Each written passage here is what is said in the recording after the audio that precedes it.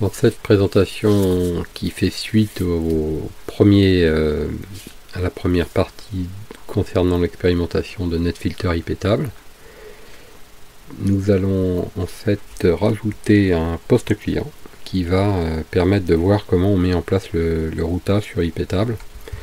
Donc pour rappel ici, cette situation actuellement elle a été mise en place. On a un poste client ici qui est capable d'atteindre l'adresse IP qui se trouve ici, il est capable d'atteindre l'adresse IP qui se trouve là et celle-ci.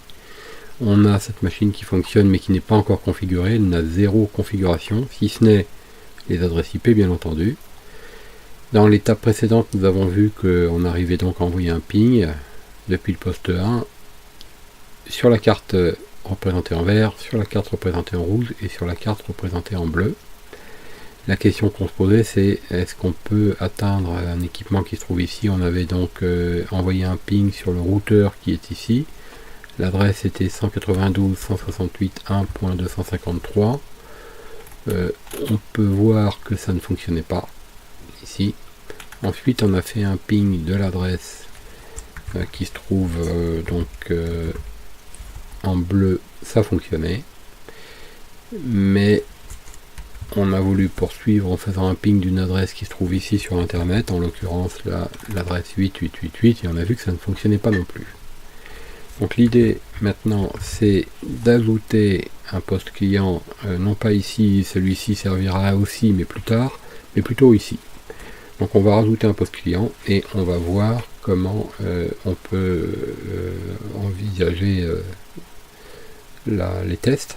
Donc on va essayer déjà, sans faire quoi que ce soit, d'envoyer un ping entre les deux postes.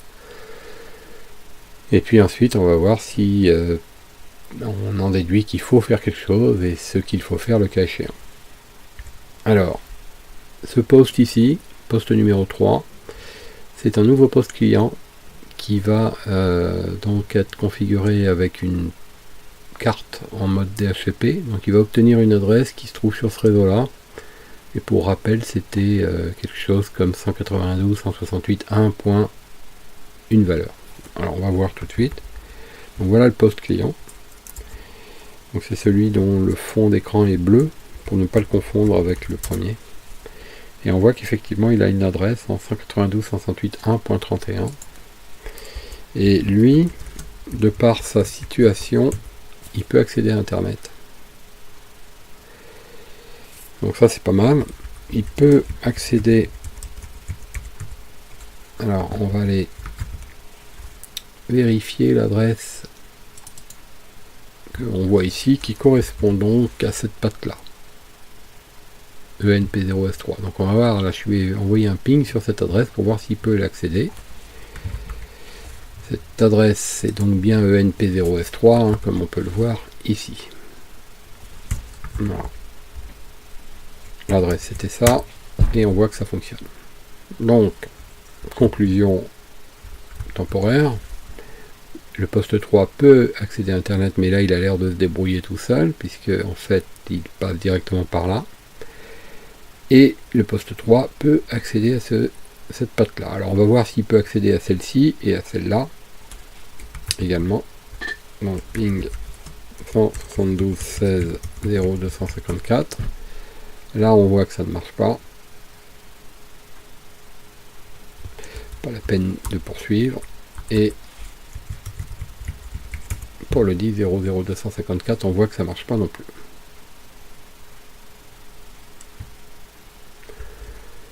Donc là ça veut dire que ce poste 3 peut pas aller au-delà de ce point là.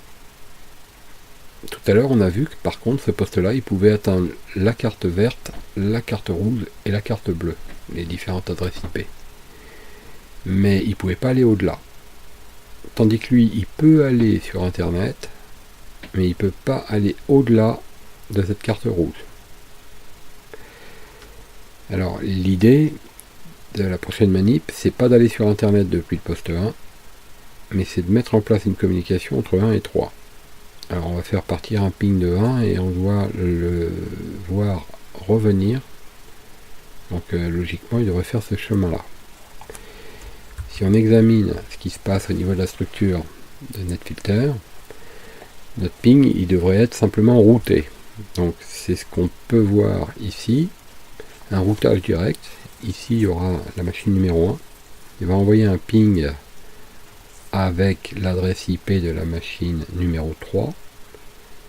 Le routeur Linux doit prendre la décision de l'emmener ici sur la chaîne de routage et ensuite de l'emmener sur la carte de sortie où se trouvera la machine numéro 3. Donc, si on suivait ici, il doit rentrer, là il doit y avoir routage et ensuite il va arriver ici, lui devrait répondre ici, il doit y avoir routage et il doit revenir là. Alors si on y réfléchit, pour que ça marche, il faut que le poste 1 ait comme adresse de passerelle la carte verte, puisqu'il se dirige vers le routeur en passant par la carte verte.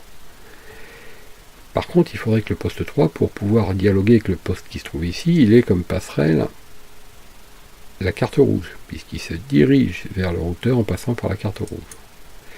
Le problème, c'est que lorsque on va faire ça, lorsqu'on va vérifier ça, on va le faire en deux temps, d'abord ce poste-là et ensuite celui-là, mais on va sans doute constater que celui-là, comme il est en DHCP, il a déjà une adresse de passerelle qui n'est probablement pas la bonne. Par déduction, tout ça parce que nous avons constaté qu'il arrivait à accéder à Internet, donc il doit avoir comme adresse de passerelle un routeur qui se trouverait aux bordures d'Internet ici. Or, il faudrait qu'il ait celui-là pour pouvoir dialoguer avec ce poste-là. Mais si je lui mets celui-là, il ne pourra plus accéder à Internet. Donc, on va voir quelles sont les solutions et on va les évaluer.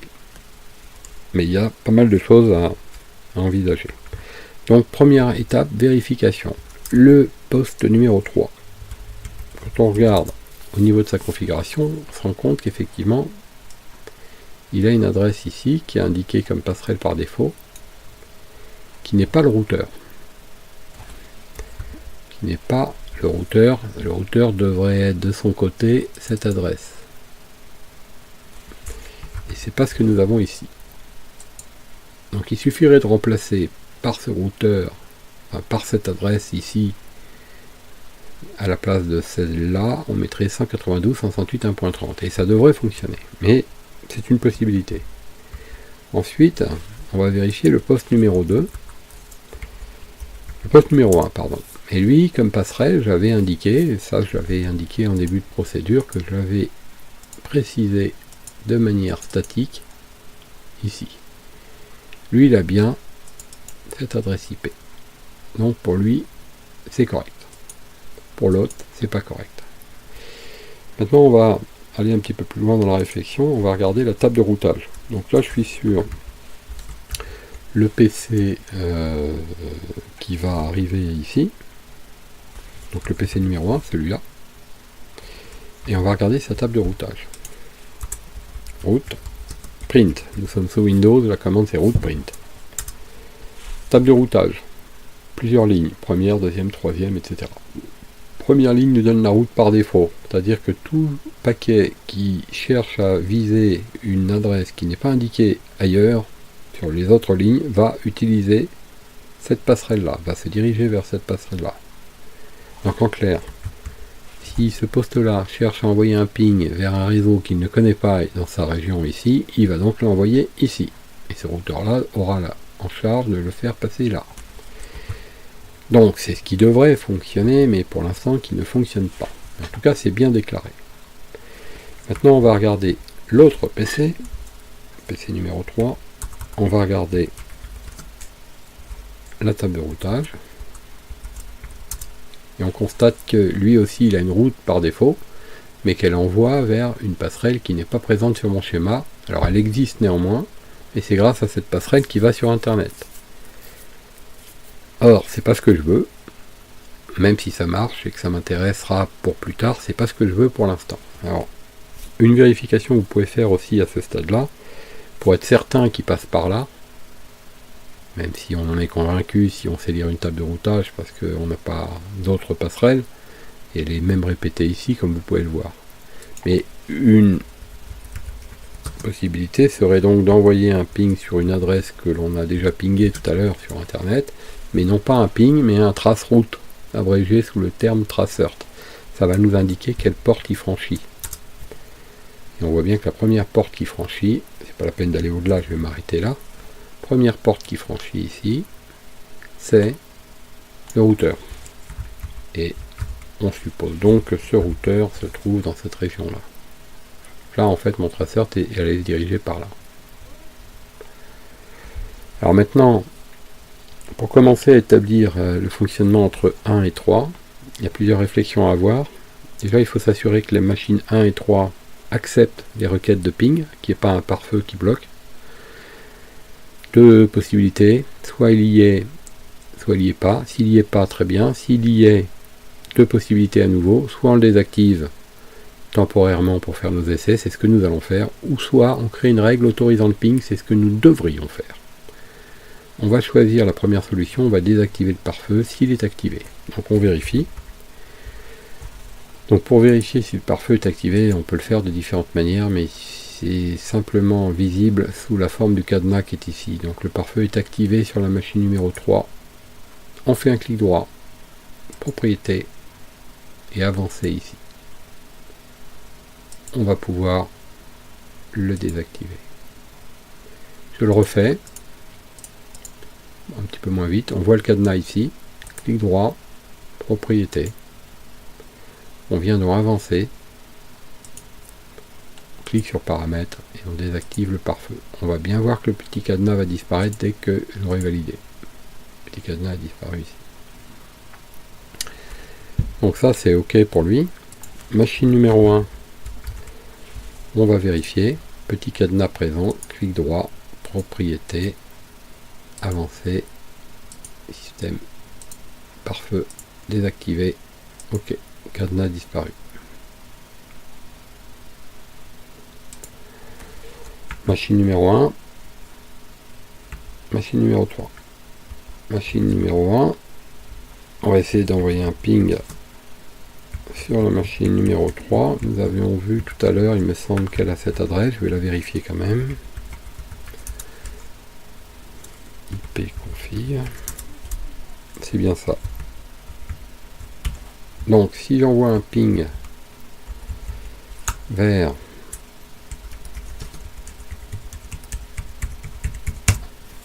la machine numéro 3, ça ne marche pas. Donc ça veut dire que de là vers là, ça répond pas. Je vais faire l'inverse, je vais venir ici. Ah, attention, je fais une erreur. Je vais venir ici et je vais essayer d'envoyer un ping ici. On va voir si ça fonctionne. Donc, je vais aller sur la machine numéro 3. Je vais envoyer un ping sur cette machine qui a l'adresse 172.16.01. Ping 172.16.01. Ça ne marche pas non plus, délai d'attente dépassé. Alors qu'est-ce qui se passe? Plusieurs choses. La première, facile à voir sur le schéma. Lorsque cette machine va vouloir envoyer un ping à celle-ci, elle va prendre la direction de sa passerelle par défaut. Jusque là tout va bien. Ensuite, cette machine-là doit router le paquet pour l'emmener vers la deuxième carte. Donc il faut que le routage soit activé. S'il n'est pas activé, ça s'arrêtera là, comme si ici il n'y avait rien. Et le paquet va être détruit. Si le routage est activé, elle va passer de l'autre côté. Donc on va vérifier si le routage est activé. Alors pour vérifier si le routage est activé, il suffit de faire... Je vais agrandir un peu ici, ça va être plus simple. Il suffit de faire un cat. Cat, c'est pour visualiser l'intérieur d'un fichier. Donc le fichier, il se trouve ici. Et il s'appelle IP forward, avec un underscore entre les deux mots. Donc vous faites bien attention de ne pas vous tromper quand vous tapez cette commande. Ici, vous ne mettez pas l'espace qu'il y a ici. Ensuite, c'est le chemin complet. Il ne faut pas changer quoi que ce soit ici. Et ça, c'est le fichier. Ce fichier contient une valeur binaire, soit c'est 0, soit c'est 1.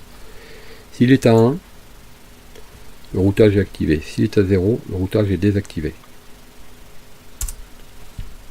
on voit qu'il est à 0. Donc le routage ici est désactivé. Ça veut dire que lui, il ne route pas. On va donc remplacer le 0 par un 1.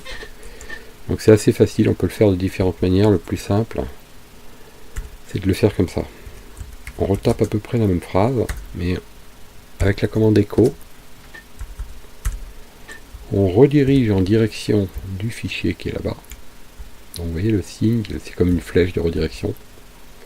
On redirige la valeur 1 grâce à la commande echo. Ça va pousser ça dans ce fichier-là. On fait ça, il ne se passe rien, on refait la commande de vérification, on va constater qu'il y a un 1 maintenant. Donc le 1 qui est là veut dire que le routage est activé. Donc ça veut dire qu'ici, le routage est possible, il est activé. Il n'y a aucune règle, on ne sait pas dans quel état est la politique de routage, mais ça veut dire que cette chaîne-là est fonctionnelle.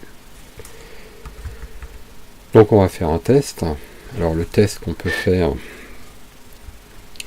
on va réduire un petit peu ça quand même. Le test qu'on peut faire au niveau du poste client,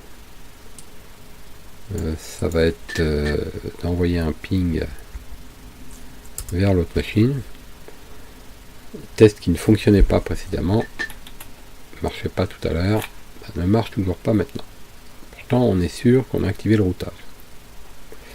On va refaire un autre test qu'on avait fait tout à l'heure qui ne fonctionnait pas non plus. On va le refaire aussi. Et ça marche toujours pas. Pourtant on a activé le routage.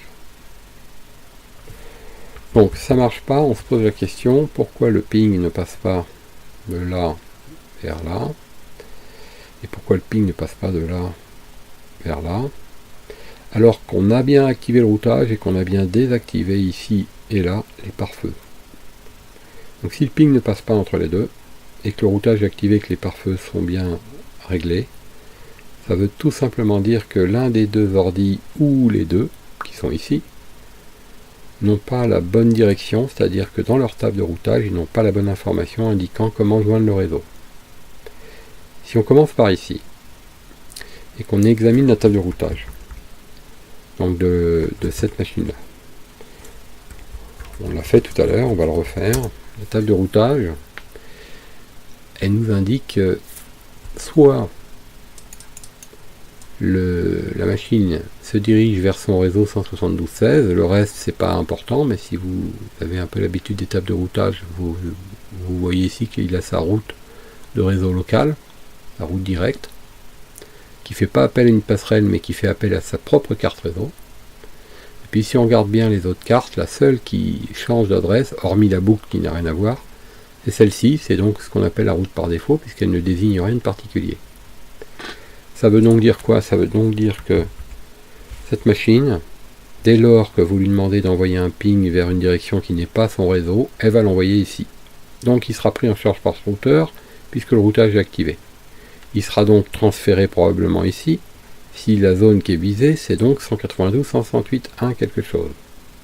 Donc lorsqu'on fait un ping comme celui-là, on est certain que lorsqu'on fait ça, le paquet, enfin à moins que on se trompe, mais le paquet rentre ici, il est routé, il arrive donc ici sur la deuxième carte, il est donc transféré par cette carte-là. Il arrivera donc ici au niveau de ce PC.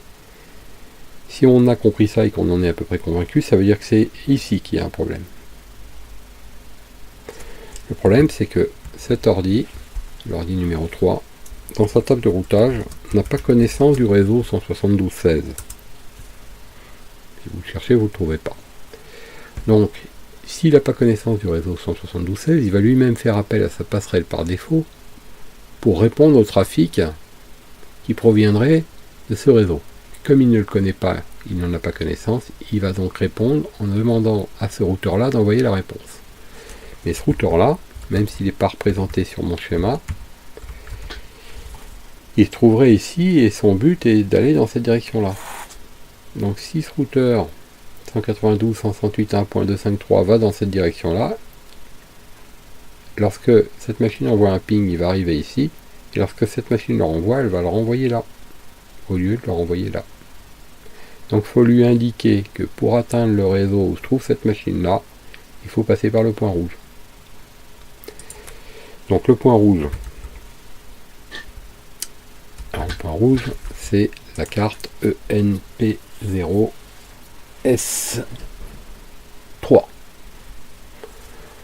ENP0S3. On va réduire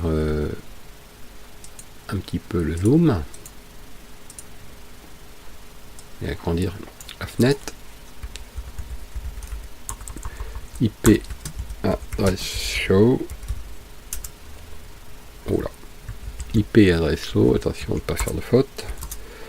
Donc le NP0S3 a comme adresse IP celle-ci. Il faut donc demander au PC numéro 3 d'atteindre le réseau où se trouve ma machine numéro 1 en passant par cette passerelle. Alors, ici, si on reprend le schéma, il faut donc indiquer à ce PC que par quel moyen il peut atteindre ce réseau-là. Donc on va lui déclarer une route dans cet ordi, une route permettant d'atteindre le réseau qui se trouve ici, en lui indiquant que la passerelle c'est l'adresse IP de ce point là. Alors, route add 172.16.0.0, masque 255.255.0.0, passerelle 192.168. 1.30. Alors, en faisant comme ça, si je refais un route print,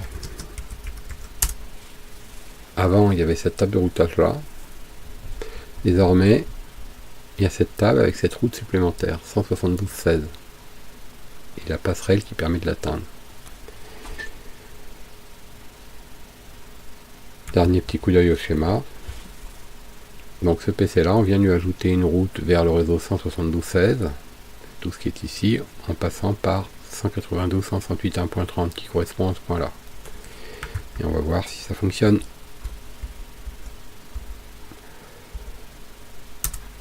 Et ça fonctionne. Alors si ça fonctionne, ce qui est important pour nous, c'est de vérifier que ça passe bien par où on s'attend à le faire passer. Et on peut voir que la première passerelle qui rencontre sur le chemin, le paquet, dès qu'on veut aller là, on passe par là. 192.168.1.30, c'est bien ce qu'on trouve ici sur notre schéma. Donc là, dans ce cas-là, ça veut dire tout simplement que notre routage est effectué. Un paquet qui est parti d'ici est venu ici, il est revenu là. C'est du routage direct. Maintenant, au niveau d'IP table, on n'a pas encore créé de règles et ça fonctionne déjà. Maintenant, on va faire une expérience très simple. Et on terminera là-dessus cette première partie. Donc je vais envoyer un ping depuis le PC numéro 1 vers le PC numéro 2, donc qui marchait pas tout à l'heure. Lui, on va vérifier que ça marche aussi. Fonctionne. Donc on va laisser ce ping tourner de manière perpétuelle avec cette option -T qui veut dire timeout. Et on va manipuler, bidouiller notre table de filtrage, en fait de routage pour être plus précis. Alors voilà les commandes qu'on va taper. Je vais agrandir à nouveau. Donc ici, première commande, on va faire IP table -L -T filter. Alors je me suis trompé, il faut le faire à l'envers, -T filter -L. Non, alors, pardon. Hop, voilà. Petit T. Tout faux.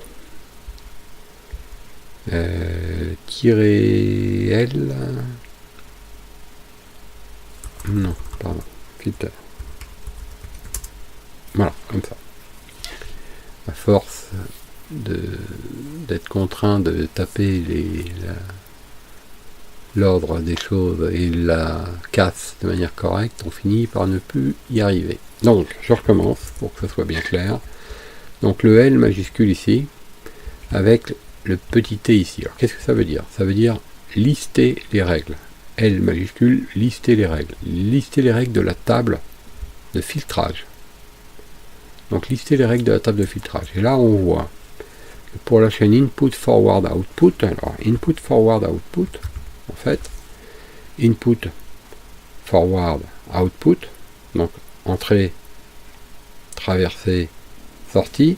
Si on revient sur la diapo qui présente l'intégralité, en fait on le voit mieux ici, entrée, forward, sortie.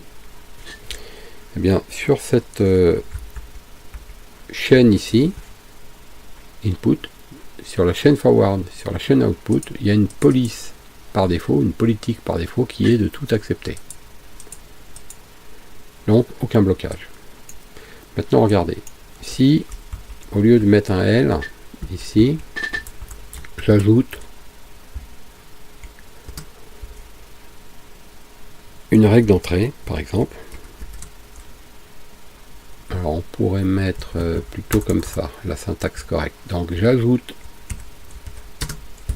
une règle sur la chaîne entrée et j'envoie tous les paquets à la poubelle.